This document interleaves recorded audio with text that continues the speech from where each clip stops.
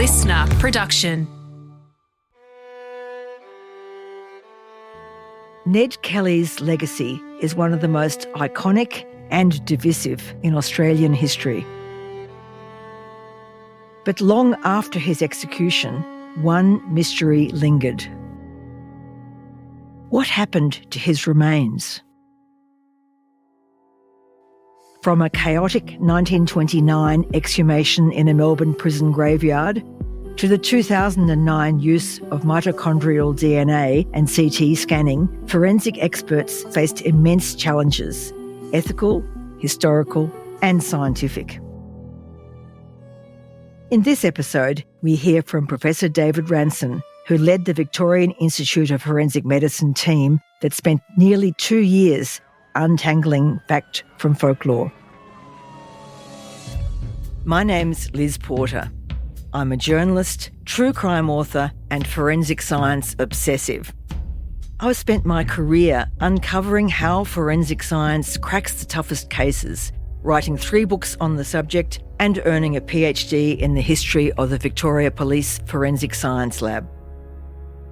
Join me as I sit down with the world's top forensic experts and discover how forensic science is convicting the guilty and exonerating the innocent. I think you've got to think of Ned in different perspectives. So you have this concept, as far as, the police force is concerned, he was a police killer. So there's that sort of side. There's also the side of his background, the sort of the Irish community and rural Victoria, dealing in horses.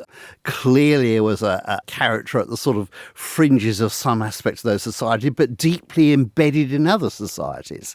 And so he's quite an enigmatic character in a way because of that. And he's so many different things to different people, including residual family members, of course, who are linked to that family and to, are still around today. And so you do get this very polarizing sort of views on him.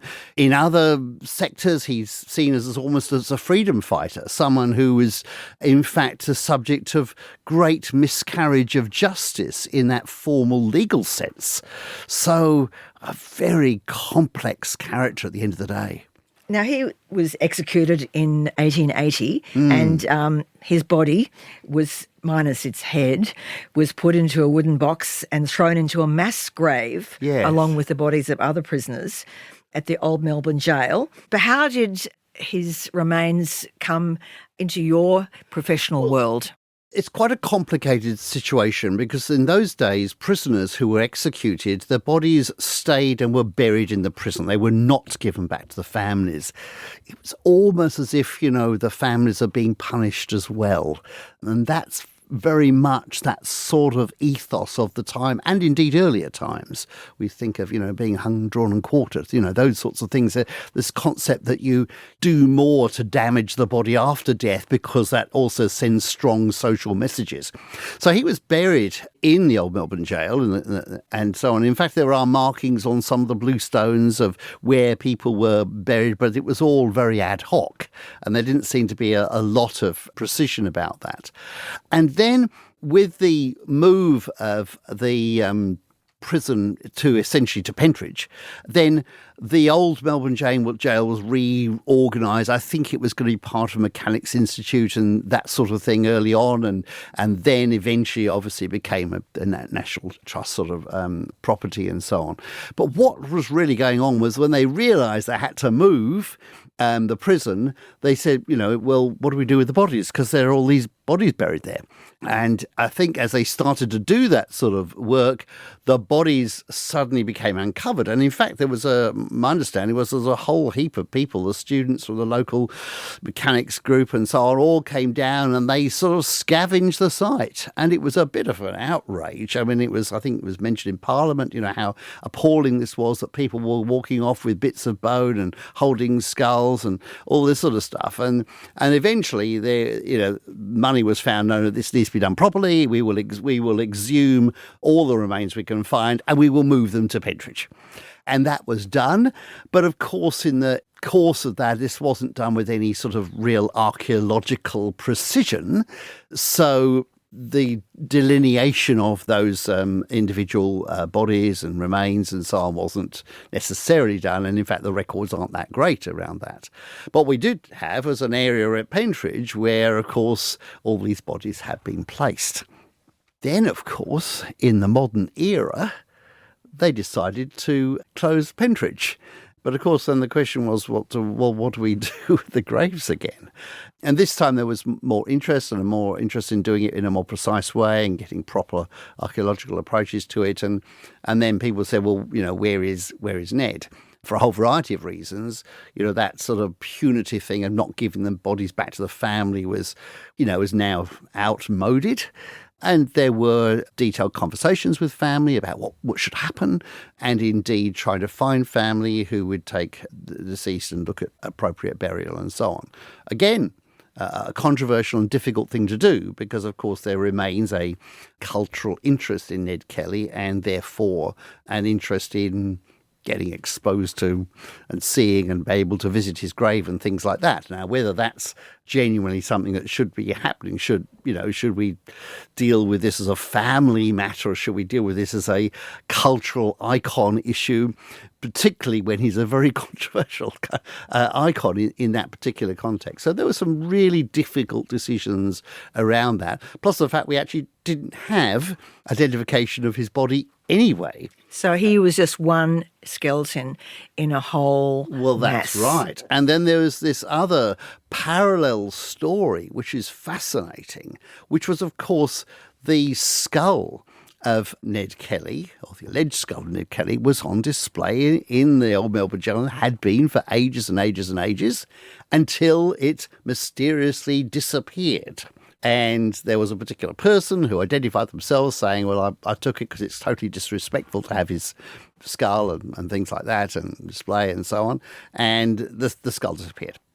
And disappeared for quite some time. And a little later on, when this person was coming towards the end of their life, they wanted to return it, and as long as it was treated in a respectful way. That's sort of part of the story. At the same time, we had, a person who I think had been the mayor of South Melbourne, who apparently had a tooth from that skull and is seen holding the skull. And then there's a whole story even before this issue of the skull and so on, which related to what happened to Ned's body after his execution. And that's a little bit that I did get involved with, and we were able to identify the remains.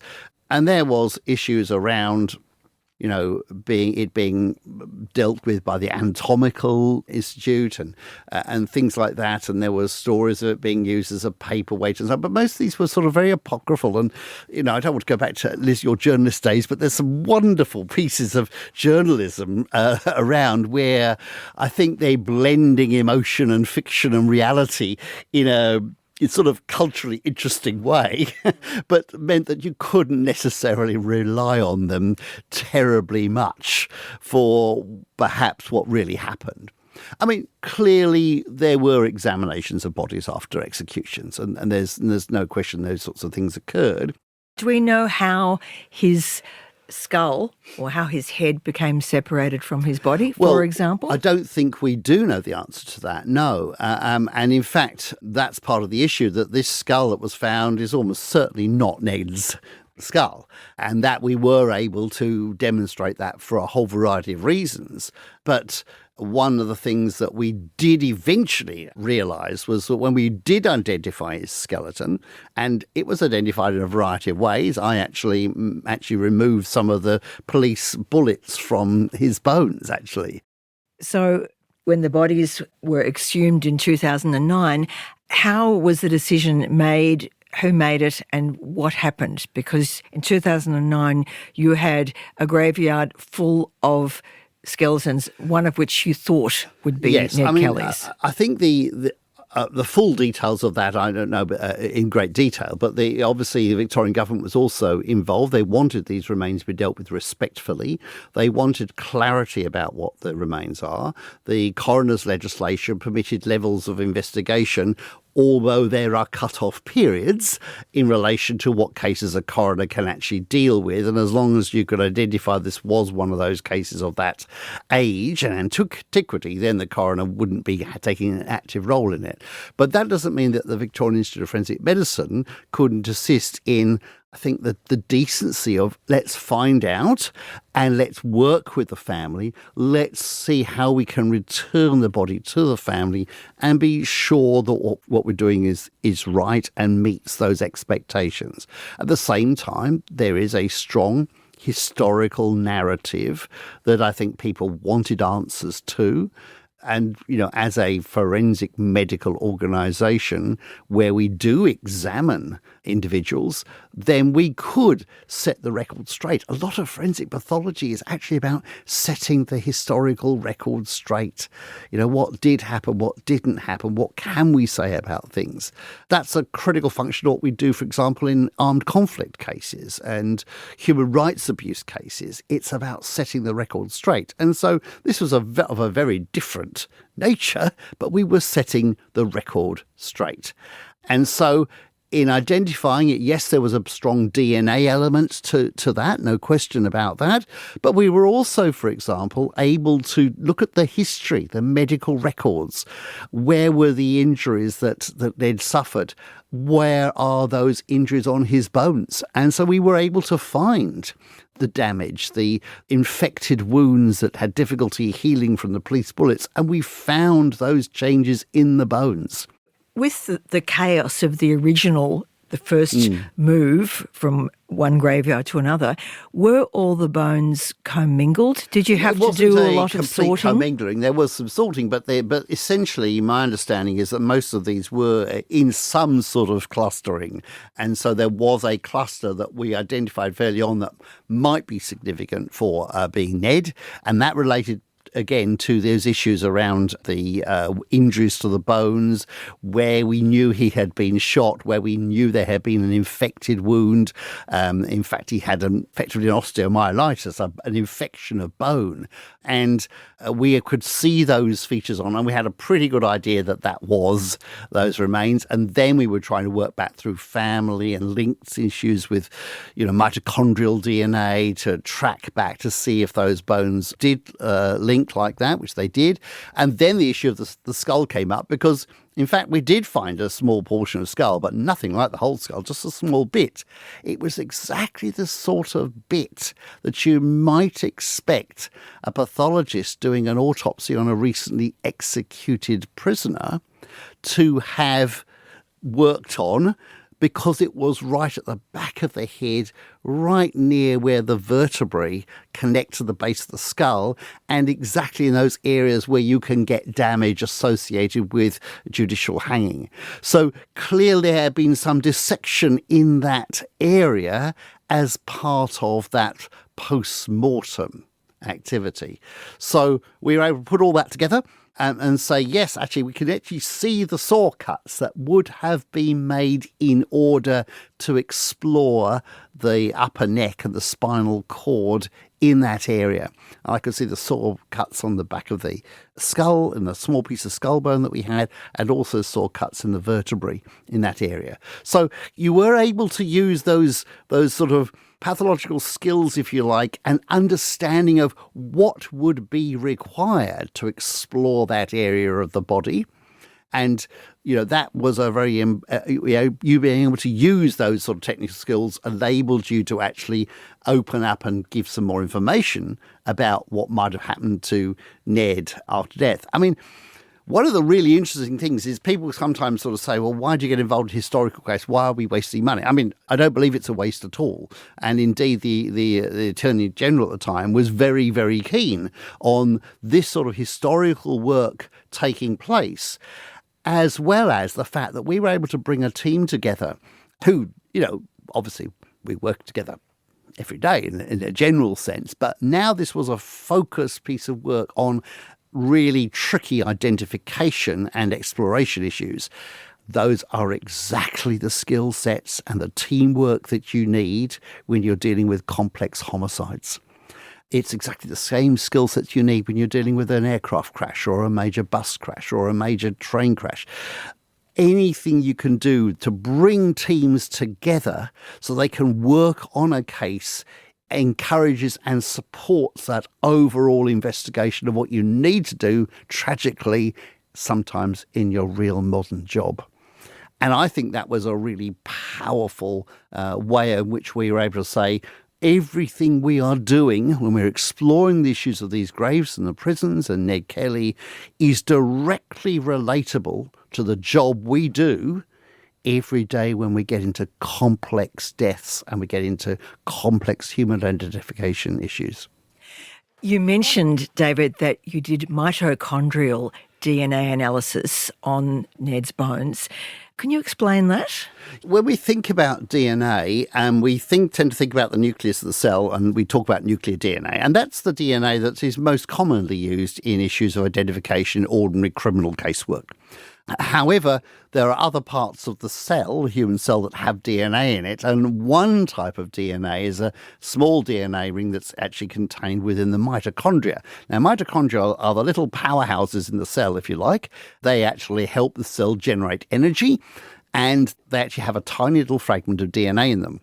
Now, the interesting thing is that they're inherited from the general cytoplasm. They're not part of the nucleus, and we inherit our cytoplasm and our first lot of mitochondria, in fact, from our mother. So mitochondrial DNA is always inherited from the mother. It's nothing like as specific as nuclear DNA, but obviously if the mitochondrial DNA does not match, then you can sort of say, well, it's not related to that person's mother. And you can go down the maternal line and you can see that inherited DNA extending down the maternal line. Now, mitochondrial DNA there's much more of it in a strange way because we've got loads of mitochondria in the cells, and it tends to therefore be at a higher sort of quantum, so that we can often get mitochondrial DNA out of very, very poor quality specimens than the nuclear DNA. So nuclear DNA can be lost for a whole variety of reasons, broken down and so on, whereas we might find some traces of mitochondrial DNA still there. Now, it's not as precise. It's not a one-to-one, yes, we've got this DNA, it matches this, so we know it's this person. It doesn't work quite like that with mitochondrial DNA, but obviously if you can show that link to the maternal line, it's powerful evidence. But of course, this is where the historians come in. The historians are going back and saying, well, who is Ned Kelly's mother? Ned Kelly doesn't pass his mitochondrial DNA on to anybody, but the mother passes it on to all the children, and therefore where is the maternal line which would have had the same mitochondrial DNA as Ned Kelly? And that's where the historians have to work their way back through quite complex history, of course. It's fortunate in the sense that we tend to know who our mother is, but we can't be quite sure who our father is. And so in a sense, that comes quite useful from a mitochondrial DNA perspective. And you had one descendant on whom you did a DNA examination? Yep. So there were DNA examinations done in order to try and get that sort of confirmation. That's right, yes. And that was somebody called Lee Oliver? Yeah, the Lee Oliver saga is a complex saga in terms of getting those identifications and things like that. Lee Oliver was a great-grandson of Ned Kelly's sister Ellen. So his mitochondrial DNA was a match for Ned's. That's right. And so what you've got is this pathway back. As I said, it's a maternal inherited line. So Ned's mum, all of Ned's siblings inherited mum's mitochondrial DNA, so the sister would have had it. That would have passed down a maternal line. So you need to show, it doesn't matter whether you're testing a male at the end of the line, but you need to show that there's a maternal linkage all the way up in order to be sure. And you were sure in the end? Was there any room for doubt? I think when we're talking about any forensic test, what you're always doing is using multiple parallel lines of investigation in order to confirm these things. So we have the mitochondrial DNA confirmation line. We've also got the anthropology line to say, well, is these remains the remains of a person of that age and height and all those sorts of things. You've got all that work. You've got the pathology disease work saying, well, we know historically there's gunshot wounds here, here, and here. And they've all been documented, and sure enough, the skeleton does have that, and the projectiles that I recovered from the bone are the ones that were used by the police at that time. And then you go on to say, what about the disease state? There's a poorly healing wound here. Are there changes in the bone that reflect a poorly healing wound? And is it in the right place? And they were. So what we had at the end of the day is multiple lines of investigation all coming together to demonstrate that. As forensic people, we don't like relying on one single piece of evidence. We like to have multiple pieces of evidence that come together that are internally consistent.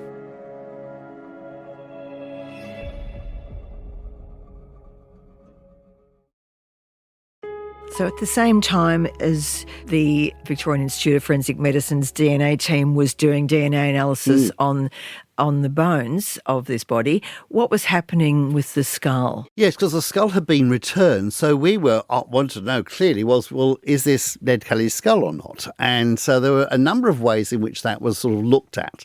And it was interesting because you can look at the skull from a number of perspectives. Once we had clearly identified which was Ned's skeleton from the Pentridge prison graves, and we knew there was a portion of bone that from the skull there, clearly that portion of bone was not missing from the skull return. So we had a very strong line right up front from a sort of anthropological point of view that this was not Ned's skull. But we obviously wanted to explore a whole range of technologies to look at that, because we didn't actually know that until a bit later on. So right up front at the beginning, we were looking at, can we get DNA out of this skull and can we compare it and things like that? There was a tooth that somebody held and that was allegedly come from that skull, and sure enough, it did fit. But again, they didn't tell us who it was in any shape or form. But what we did have, which was really interesting, was that when people died or were executed, traditionally they made death masks. So if you think of sort of Madame Tussauds and things like that, they would make a plaster cast of a death mask. And so that would involve literally having the dead person essentially sort of sitting up with their head sticking through a board with a hole in it sort of thing, and literally having, a plaster of Paris mould made of their head. And this was quite commonly done. Indeed, there was a whole issue around, the phrenology, the bumps on people's heads proving criminal incapacity and inclinations and things like that, and a whole variety of pseudoscience around bumps on the head and personality was very much a trend at that time. So there was a real interest in saying, well, what can we learn about these people who did terrible, evil things? Let's explore their heads, and we're interested in the bumps and things, and they made these moulds. And of course, from those moulds, they could cast more moulds and so on. Of course, the original first negative mould, if you like, often went away with things like bits of eyelash and bits of eyebrow hair and things like that, and perhaps a bit of beard and so on. Of course, a lot of those tissues would have had DNA. So finding some of those moulds would have been quite interesting. But what we did probably more so than that was we CT scan. Now, Victorian Institute of Forensic Medicine is very lucky in that we were one of the first places around to get CT scanners involved in regular autopsy work. In fact, we've pretty well CT scanned everybody brought into the building since about 2005 and so on. So we were able to not only CT scan this particular skull, but we were able to CT scan effectively a whole range of these head moulds, these death masks that had been made. And what we were able to do then, of course, was to actually see, well, does the skull actually fit in to the mould? Now, obviously, you can fit, a range of skulls inside particular moulds. It's not going to be an identifying feature per se, but it could exclude a few people. which it did. And then we were left with a couple of possibilities, so what might be there. And by that time, I think we'd pretty well worked out it wasn't Ned's, but the question is, whose was it? And that was a really interesting time because we were exploring a range of possibilities.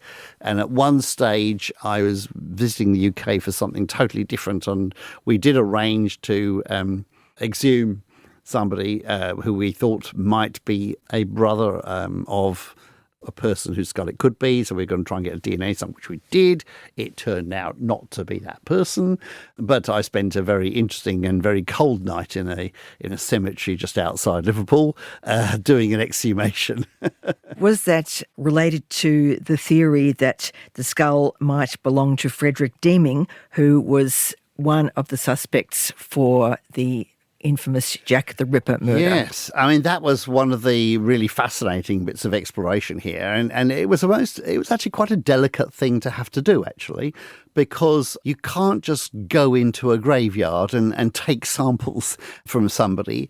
And it had to have more than just a scientific and sort of vicarious interest about it. The Anglican Church in England, it takes a great deal of sort of serious contemplation of issues about sampling. And what we had here was a potential that this skull belonged to Frederick Deeming.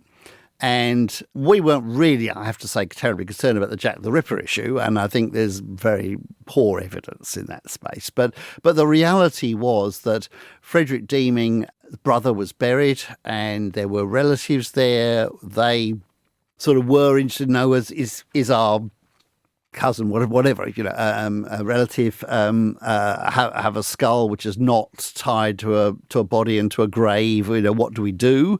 And they were very supportive of the notion of getting an identity if we could. Frederick Deeming had been a very interesting character. He'd sort of gone from the UK, where he had probably killed family there. He'd gone to a few other countries on his way through to Australia, when he killed family in Australia, for which he was eventually executed in Melbourne. So he was a very interesting character. He had a fairly rich and fictional sort of life and settings, where he called himself some baron or count or something like that, and he sort of quite a sort of Walter Mitty type sort of character, I suspect, with lots of ideas and grandiose things. But he, there's good evidence he killed significant family members and people he married and so on. So really quite a interesting and challenging person. So we eventually had to make a moral argument, and again, our legal team at the Institute did a lot of this work. Fiona Lay and her team did an enormous amount of work in meeting not just the scientific basis and the historical basis, but the moral basis and the ethical basis of actually proceeding to exhuming in order to get a DNA sample. And there is quite a bureaucratic process involved in gaining permission to exhume a body, isn't there? Yes, absolutely. And in this case, it wasn't just ordinary courts and permissions. We had to have sort of government and administrative permissions, but we actually required the ecclesiastical court permission, because this was a cemetery controlled by the church. And that's why the arguments had to be not just scientific, but they had to have a moral and ethical dimension. And I think we were very fortunate to be able to meet those standards, and that, it goes to the credit of the legal team who did a lot of that work. As I said, we were able to obtain samples. In the end of the day, the DNA, the mitochondrial DNA, did not match, but there was a strong basis of saying, well, it's going to be one of these people, and this person is someone we could trail through, and it was a reasonable prospect. So we haven't obviously identified all those remains in that broad sense, but we were at least able to say that skull that was on display for so many years at the Old Melbourne Jail was certainly not Ned Kelly. And do we know where that skull is now? Well, all of the remains have been, respectfully dealt with, and that's a really important aspect of the closure of the matter. Those details are all held. Obviously, there are certain sensitivities about some of those graves and so on, and that's, been dealt with. Do you have any personal theory on where Ned Kelly's actual skull might be? I don't specifically. I mean, there must be lots and lots of possibilities, including that it was used in some sort of, teaching process and worked its way around various institutions. We said the Institute of Anatomy and all that sort of thing. There are links that are potentially there, but there would have been, many, many people who had the capacity to handle that skull at some stage, and whether, it was moved off for some other purpose. Look, it's entirely feasible.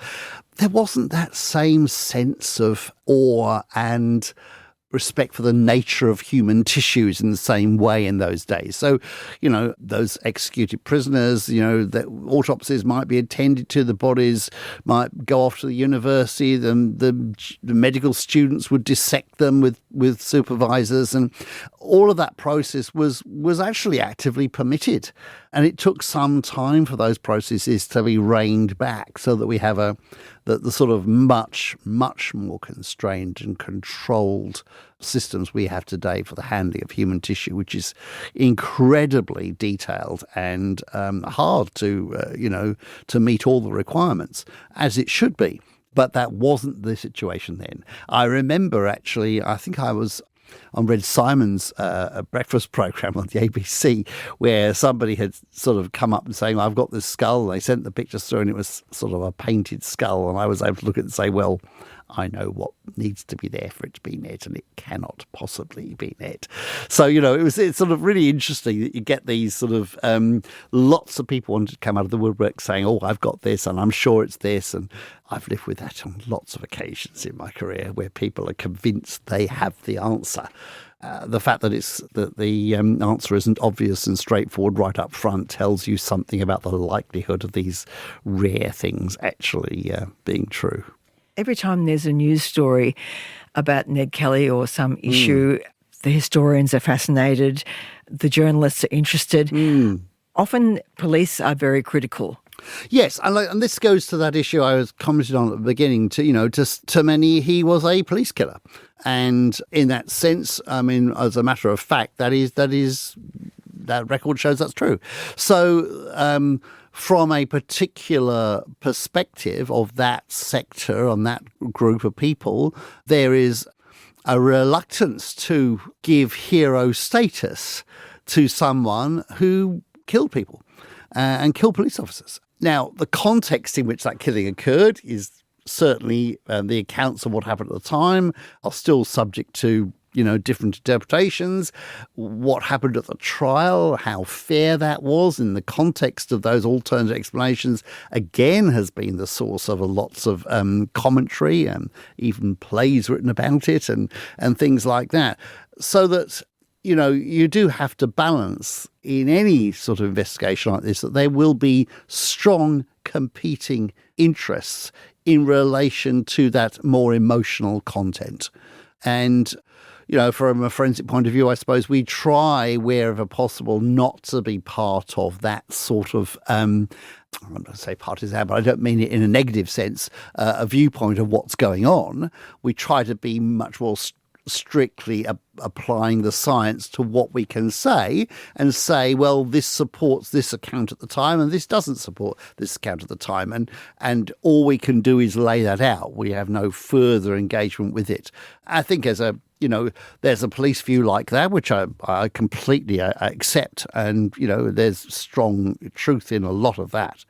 There's also, what was going on sociologically at the time for that immigrant community in that part of rural Victoria? What did they face in the way of administrative oversight, police actions, prejudice? All of those sorts of things were clearly going on, and they form part of the sociology of what goes on. And you can argue that almost all crime is linked back to a sociology as well as to an individuality, and understanding both and apportioning the weight, different weights to those, I think is really important when you try to understand why do we have the crimes we have. Just from a my days as a forensic pathologist, the vast majority of homicide cases I would have dealt with would have been effectively domestic, family-related situations, whether between intimate partners. That's the vast majority. And now we're looking at family violence and those issues with far more of a magnifying lens than we did 30, 40, 50 years ago. I mean, we recognised it, but now those lenses have changed. And we're seeing that in both the individual and the social contents of that, and how society addresses those things as being more and more important, and rightly so.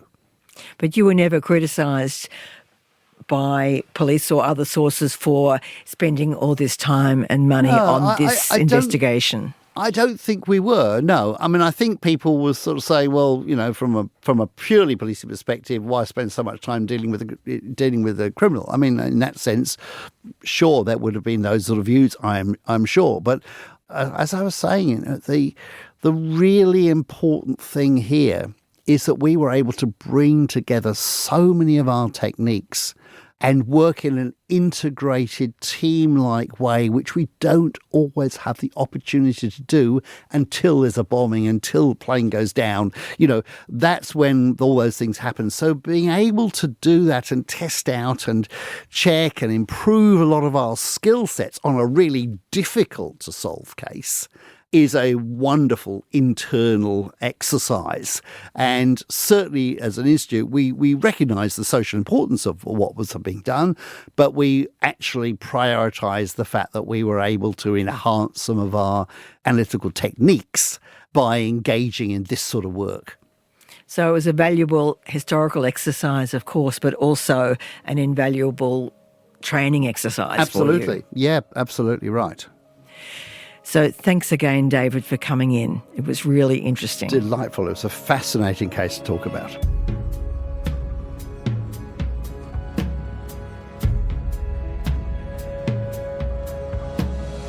Crime Insiders Forensics is hosted by me, Liz Porter. It's produced by Holly Mitchell, Dan Mullins and Jade Murray. Sound design is by Link Kelly.